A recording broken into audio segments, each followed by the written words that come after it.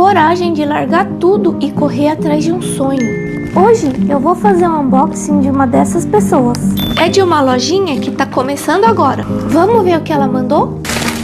Ai, eu amo essa planta! É linda demais! E olha esse pacote, que capricho! Vem com instruções de cuidados. E pera que tem outra sacola aqui. Nossa, pesada. Oxi! Mano! É um baldão de bocacha. Tô pra fazer uma hortinha, chegou na hora perfeita. Veio uma cartinha. Pera aí que eu vou ler.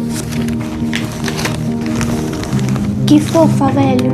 Viver de canal e de planta não é fácil. Mas eu tenho certeza que ela vai voar do jeito que ela trata as pessoas. A Melissa é muito boa. Segue lá. A loja é novinha, vende tanto insumos quanto plantas. Comenta jardineira, que eu mando o perfil para ficar mais fácil de seguir.